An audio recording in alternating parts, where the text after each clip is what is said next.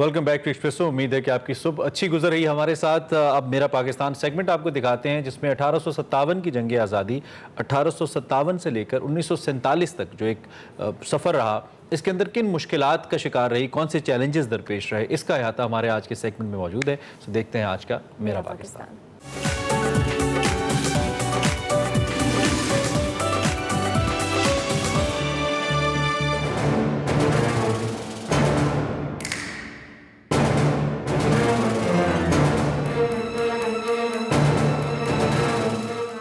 अस्सलाम वालेकुम नाज़रीन, इस वक्त मैं मौजूद हूँ आर्मी म्यूज़ियम लाहौर में और जिस गैलरी में मैं मौजूद हूँ, इस गैलरी में हम आज आपको 1857 की जंग आज़ादी से लेकर 14 अगस्त 1947 तक के तमाम तर वाक़यात की डिटेल्स बताएंगे।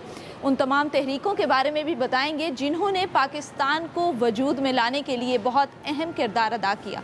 तो आइए।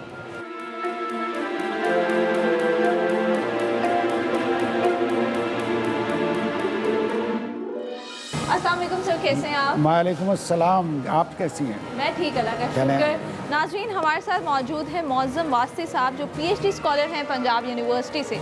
सर, आज हम जानेंगे 1857 की जंग आज़ादी के बारे में। तो मुझे ये बताएं कि 1857 की ये जो जंग आज़ादी थी उसकी क्या वजूहात थी? जंग आज़ादी की मेन वजूहत ये थी कि अंग्रेज़ों ने 1757 में जब बंगाल पे कब्ज़ा किया, उसके बाद आहिस्ता आहिस्ता आहिस्ता आहिस्ता लखनऊ, अवध और दिल्ली पे भी काबिज़ हो गए। अच्छा, बड़े सगीर पे उन्होंने कब्ज़ा कब किया था? 1857 में किया 1849 में किया था। अच्छा, तो जो अमूमन कहा जाता है 57 वो गलत है। तो 57 दरअसल अंग्रेज़ों के ब्रिटिश इंडिया जिसे हम कहते हैं उसके मुकम्मल कब्ज़ा के 8 साल के बाद वाक़या हुआ है। अच्छा, वो एक उनके मुख्तलिफ वजूहात हैं। जो इमीडिएट फौरी वजूह ये समझी जाती है कि जो उनका एनफील्ड राइफ़ल थी, ठीक है ना जी, उसके अंदर जो कारतूस डाला जाता था वो गाय और सूअर की और चर्बी से, तो उसको मुंह से तोड़ कर अलहदा करके डालना पड़ता था। वो दोनों मज़ाहिब के ख़िलाफ़ था। अच्छा, ये इसमें उसकी ज़्यादा, ये तो इमीडिएट रीज़न जो। अच्छा सर, ब्रिटिश राज से पहले ईस्ट इंडिया कंपनी थी और ईस्ट इंडिया कंपनी से ब्रिटिश राज का सफ़र, इसके बारे में बताएं थोड़ा। ईस्ट इंडिया कंपनी ने 1849 में पंजाब और फ्रंटियर का जो एरिया था उसको कैप्चर करके ब्रिटिश इंडिया को पूरी तौर पर पूरी हिस्ट्री में वाहिद पहली बार एक नेशन बना दिया। अच्छा। ठीक है ना। उसके बाद ईस्ट इंडिया कंपनी के जो है कंट्रोल वो पूरे इंडिया पे हो गया, लेकिन 1857 के अंदर जो जंग आज़ादी शुरू की उसमें वसी पैमाने पर उनको ख़तरा पैदा हो गया, क्योंकि उस वक़्त 6 महीने लगते थे एक जहाज़ को पहुंचने के लिए। अच्छा, ठीक है ना जी। तो हालांकि जी 6 महीने, तो उसमें अगर कोई रीइंफोर्समेंट्स आती थी फ़ौजों की कि अगर कोई ख़तरा पैदा, वो बहुत मुश्किल हो जाता था कि इनके पूरे रिजीम को इंडिया में थ्रेट हो जाता था। अच्छा, तो 1857 में थ्रेट बड़ा सवियर हो गया था। अच्छा, इसलिए उन्होंने 1858 में विक्टोरिया ने ये डिक्लेरेशन पास की कि विक्टोरिया जो है वो पूरे ब्रिटिश इंडिया को टेक ओवर कर रही है ईस्ट इंडिया कंपनी से। ठीक है जी। तो इसलिए 1858 में ऑफिशियली, हालांकि उससे पहले सारी जो वो ईस्ट इंडिया कंपनी काम करती थी, मुख्तलिफ एक्सप्लोरेशंस, मुख्तलिफ फतवात, मुख्तलिफ जंगें, वो उसमें ब्रिटिश गवर्नमेंट का पैसा, फोर्सेस और सब कुछ इन्वॉल्व होता था। अच्छा, उनकी मर्ज़ी के बगैर वो चल नहीं सकते थे, क्योंकि उनके जो ऑफिस होल्डर थे ब्रिटिश गवर्नमेंट के, वो ईस्ट इंडिया कंपनी के भी ब्रिटिश ऑफिस होल्डर्स थे। यानी कि कॉन्फ्लिक्ट ऑफ इंटरेस्ट जो था वो एग्जिस्ट नहीं करता था। ठीक है सर, 1857 के जंग आज़ादी में बहुत से लोगों ने अपनी जानों के नजराने भी पेश किए, तो उन कुर्बानियों के बारे में बताइएगा। अमूमन कही जाती है कि जंग आज़ादी पहली जंग आज़ादी है। इससे अच्छा। पहले भी बहुत सारे 1757 में जब बंगाल जो कि हिंदुस्तान का सबसे ज़रखेज़ इलाका था, उसको चंद सालों के अंदर ही बरतानिया ने ईस्ट इंडिया कंपनी को, जिसको बरतानिया की हुकूमत की पूरी हमायत हासिल थी, उसने चंद सालों में उस ज़रखेज़ तरीन सूबे को एक वो जिसे कहते हैं गुर्बत के गहवारे में तब्दील कर दिया। वहाँ लाखों लोग यानी कि कहत से मारे गए। अच्छा। और वो एक गरीब तरीन सूबा बन गया। मतलब जुल्म सितम की एक तवील दास्तान। उससे 1757 और 1857 लोग हमेशा कहते थे, इंडिया में एक चीज़ मशहूर हो गई थी कि 100 साल के बाद अब बगावत होगी अंग्रेज़ों के खिलाफ। अच्छा। तो ये पहले से मशहूर था। तो इसकी वजह क्या थी? लोगों इसकी को वजह क्यों ये लगता था? क्योंकि इंतहाई जुल्म किया उन्होंने, टैक्सेस बढ़ा दिए, जिम्मेदारों को पहले ज़मीन इज्तमाही ज़मीन होती थी गांव के अंदर। अच्छा। उसके बाद उन्होंने ज़िम्मेदारा सिस्टम क्रिएट किया जिसमें उन्होंने प्रॉपर्टी ओनरशिप का कॉन्सेप्ट पहली बार प्रेजेंट किया, जिससे कि जो सेल्फ सफिशिएंट विलेजेस थे कि अगर कहीं फसल कम या ज़्यादा हुई है तो वो शेयर कर लेते थे। अच्छा। ठीक है। उसके बाद अब जो उन्होंने पैदा किया अपने एजेंट्स और ज़िम्मेदार, उसके थ्रू उन्होंने कंट्रोल करने की कोशिश की, तो वो अपनी मर्ज़ी की प्राइसेस लगाते थे, जिससे गुर्बत में और कहत में बहुत ज़्यादा, जब कोई मुसीबत आती थी या बारिशें कम हुई हैं कि जो और मसला है या फसल कम हुई है, तो उससे जो किसान था उस पर बहुत ज़्यादा बोझ पड़ गया। मतलब जुल्म की बहुत सी वजूहात थी और बगावत की भी बहुत सी जी जी। वजूहात थी। उसमें ठीक है। एक तो ये था कि सिर्फ 1857 के नहीं था, 1757 के बाद भी बहुत सारी तहरीकें उठी, जिसमें आपको पता ही है कि पटना के अंदर बहुत तहरीक, पटना एक बहुत बड़ा मरकज़ था मुसलमानों का, तो उसमें कुर्बानी लोगों ने बहुत दी और उनका ये ख्याल था कि तो शायद वो अंग्रेज़ों को हराने में कामयाब हो जाएं। लेकिन हालात काफ़ी बदल चुके थे, ना सिर्फ हिंदुस्तान के बल्कि पूरी दुनिया के। अच्छा। ठीक है जी। क्योंकि अब जो जंग थी वो इंटरनेशनल ब्रिटिश एम्पायर जो था पूरी दुनिया में फैल चुका था। कलकत्ता, बॉम्बे और मद्रास में इनके 3 बेसिस थे। अगर वो किसी एक जगह पे भी कब्ज़ा कर भी लेते जो आज़ादी पसंद थे, तो वो बाकी जगह से मदद ले सकते थे। दूसरा, उनको बाकी ब्रिटिश कॉलोनी से मदद आ रही थी। तीसरा, वेस्ट पंजाब जो था, वहाँ पे जो बड़े बड़े ज़मींदार उन्होंने क्रिएट किए थे, उन्होंने बहुत मदद की। अच्छा सर, इस मॉडल को अगर हम देखें तो तोप के सामने एक निहत्ते आदमी को इन्होंने ये बांधा उनका हुआ है। मखसूस तरीका था अंग्रेज़ों का। तो क्या वो इतना जुल्म करते थे? ये तो कॉमन तरीका था उनका। ठीक है ना जी। उसमें इस जंग में हिंदू, मुसलमान, ख़ास तौर पर जो पुराने बादशाह जिनको उतारा गया था तख्तों से, वो इसमें काफ़ी शरीक हुए। अच्छा। लेकिन ज़्यादा जो जिम्मेदारी ठहराई गई अंग्रेज़ों ने, उन्होंने कहा कि जी ये सारा काम मुसलमानों ने किया है। लिहाजा 57 के बाद उनके ऊपर इंतहाई ज़्यादा जुल्म किए गए और हिंदू बच गए किसी तरह से। अच्छा सर, मुझे ये बताइएगा कि मुसलमानों के और हिंदुओं के ब्रिटिश राज से इख्तलाफात क्या थे?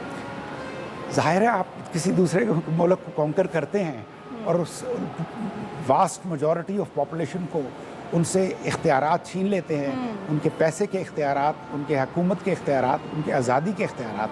तो रिबेलियन और गुस्सा का होना वो तो लाजमी चीज़ है। उन्होंने इस तरह उससे कल्टीवेट किया, उसको बचाया अंग्रेज़ों ने कि उन्होंने यहाँ पे एक ऐसी क्लास, मिडिल क्लास शुरू की जिसको मगरबी एजुकेशन दी गई, जो कि अंग्रेज़ों की तरह सोचने लगी। ठीक है ना जी। अच्छा, जिसको हम ठीक है। मैकॉले बेंटिंक बिल कहते हैं 1835 का। उसके तहत उन्होंने मुख्तलिफ कॉलेजेस कायम किए मुख्तलिफ तरीके के, जिसमें देसियों को एक अंग्रेज़ी तालीम दी गई ताकि वो बिल्कुल अंग्रेज़ों की तरह बिहेव करें। 1857 के बाद बहुत सी तहरीकें भी शुरू हुई। जी, उन जी। तहरीकों के बारे में थोड़ा सा बताइए। उसमें एक तो काफ़ी तहरीकें शुरू हुई। उसमें एक तो रेशमी रुमाल की तहरीक थी मसलन। ठीक है ना जी। मुख्तलिफ मकामात से ख़ास तौर पे यूरोप के मार्क्सिस्ट जो लेनिनिस्ट और वो लेफ्टिस्ट लोग थे, उनमें ये तहरीकें शुरू हुई कि ये इंपीरियलिज्म के ख़िलाफ़ जंग की जाए। अच्छा सर, अभी आपने एक तहरीक का नाम लिया, रेशमी रुमाल की तहरीक। ये क्या तहरीक थी? क्योंकि इसका नाम बड़ा फैसिनेटिंग सा है। काफ़ी ज़्यादा सेंसरशिप शुरू हो गई थी। ब्रिटिश ने हर प्रिंटिंग प्रेस को बंद कर दिया था 57 की जंग के बाद। मतलब अपनी मर्जी की खबरें चलवाते। यानी कि टोटली प्रिंटिंग प्रेस जो लोकल थे उनको कंट्रोल कर लिया था। ठीक है ना। तो मुसलमानों ने ख़ास तौर पे और हिंदुस्तानियों ने ये एक तरीका निकाला कि रुमालों के ऊपर मैसेजेस लिख के वो एक दूसरे को भेजने लगे। लेकिन आहिस्ता आहिस्ता आहिस्ता उनकी इंटेलिजेंस इतनी तेज़ थी कि उनको पता चल गया। हिंदुस्तान के वो लोगों में जिनको वो बेनिफिट्स देते थे, उनके ज़रिए उन्होंने पता चला लिया कि इस तरह से भी होता है। उसके अलावा ये तहरीकें 20वीं सदी के शुरू तक चलती रही हैं। मतलब काफ़ी ज़्यादा तहरीक। काफ़ी ज़्यादा चलती रही। ठीक है। तो सर अब मुझे ये बताइएगा कि ब्रिटिश राज जो है उसके ख़त्म होने की क्या वजूहत है? जब ये पूरी दुनिया पे काबिज हो गए यूरोपियंस, तो नई ताकतें उभरी, यूरोपियन ताकतें। अच्छा। उसमें ख़ास तौर पर जर्मनी ऑस्ट्रिया, लेकिन एशिया में भी एक ताकत उभरी, वो जापान की थी। अच्छा। ठीक है ना। इन्होंने चैलेंज किया कि अंग्रेज़, एंग्लो सैक्सन यानी कि अमेरिकन और ब्रिटिश जो था वो कंट्रोल दुनिया पे मैक्सिमम ट्रेड और फाइनेंस का कंट्रोल था। लंदन दुनिया का सबसे बड़ा फाइनेंशियल सेंटर था, तो उसको चैलेंज किया जाए। अच्छा। जर्मनी इंतहाई डायनेमिक नेशन थी। जर्मन्स तो 19वीं सेंचुरी में उन्होंने बहुत ज़्यादा तरक्की की।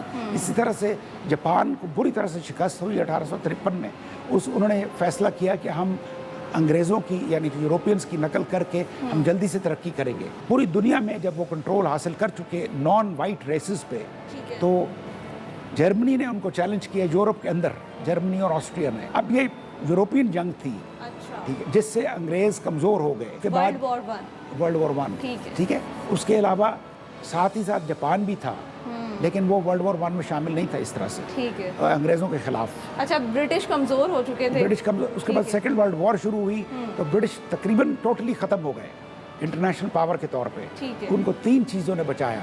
सोवियत यूनियन का डिफेंस जो जर्मन्स के खिलाफ उन्होंने किया, रशियंस ने, हाँ, तो यूएस की हेल्प, ये सबसे नंबर 1 फैक्टर है। तीसरा, ब्रिटिश इंडिया की जो मैन पावर और मटेरियल रिसोर्सेज थे। तो सर मुझे ये बताएगा कि ये जो 2 कौमी नज़रिया था, ये कब आया था? पहले तो ये कि मुसलमानों ने अंग्रेज़ी तालीम से इज्तनाब किया, हिंदुओं ने उसको फ़ौरन जल्दी से पकड़ लिया। हिंदुओं में भी रेजिस्टेंस था उसमें भी, लेकिन उनके काफ़ी बड़े ग्रुप ने, ख़ासतौर पे बंगाल में, ठीक है ना, उन्होंने इस ब्रिटिश तालीम को अपना लिया और वो आगे चल पड़े। 1880 में ज़्यादातर लाहौर में जो ब्रिटिश सिविल सर्वेंट्स थे ब्रिटिश इंडिया के, वो बंगाली थे। मुसलमान वही लड़ते रहे कि हम अल्लाह की खातिर लड़ रहे हैं, रेजिस्ट करते रहे। वो रेजिस्ट करते रहे बजाय के तालीम हासिल करते हैं अंग्रेज़ों के साथ मिलकर। तो अचानक 1857 के बाद जो धमाका हुआ वो ये हुआ कि सारा इल्ज़ाम मुसलमानों पर डाल दिया गया और चुन चुन कर उनको मारा गया। ठीक है ना जी। गालिब के खतूत में ये बड़ी वाज़ेह बात नज़र आती है, मतलब फिर जुल्म की इंतहा थी जो मुसलमानों पर। ठीक है, उसमें हिंदुओं का जितना भी रोल था, जैसा भी था, लेकिन अब अंग्रेज़ों ने प्रेफर किया कि वो हिंदुओं को गवर्नमेंट सर्विस में प्रेफर करेंगे। तो मुसलमानों को totally out of the jobless हो गए, उनकी यूनिवर्सिटीज़ ख़त्म हो गई, उनका तालीमी निज़ाम ख़त्म हो गया। ठीक है, तो हिंदू बहुत आगे निकल गए। सर यहाँ पर एक मंजर कशी की गई है जिसमें कायदे आज़म नज़र आ रहे हैं, मुझे इस मंजर के बारे में थोड़ा सा बताइए। जी, तवील अरसे की जद्दोजहद के बाद जब अंग्रेज़ मजबूर हो गया कि पाकिस्तान का बनना लाजिम हो गया था, अटल हो गया था, तो उसके बाद पाकिस्तान को उन्होंने कबूल कर लिया। ये 14 अगस्त की तस्वीर है कराची की, अच्छा, लेजिस्लेटिव असेंबली की। पहला इजलास हुआ, इसमें पाकिस्तान की आज़ादी का ऐलान किया गया। अच्छा। यानी कि पाकिस्तान की आज़ादी से कायदे आज़म अपनी स्पीच, पहली स्पीच पढ़ रहे हैं आज़ादी के बाद। ठीक है ना, कौन से खिताब कर रहे हैं? जी, कौम से खिताब कर रहे हैं। ठीक है, बिल्कुल। और साथ कौन है? आखिरी उनके वाइसरॉय जो थे, अच्छा, माउंटबेटन, लॉर्ड माउंटबेटन, उनके साथ उनकी बेगम है एडवीना माउंटबेटन, साथ ही उनकी छोटी बहन है मोहतरमा फातिमा जना। Thank you so much sir for your time, आपने बहुत अच्छी इन्फॉर्मेशन दी हमें। नाजरीन, ये था आज का मेरा पाकिस्तान, जिसमें हमने आपको 1857 की जंग आज़ादी से लेकर 14 अगस्त 1947 के इस मंजर तक के तमाम तर वाक़यात के बारे में बताया। उम्मीद करती हूँ आपको आज का ये सेगमेंट पसंद आया होगा। मुझे दीजिए इजाज़त और देखते रहिए एक्सप्रेसो।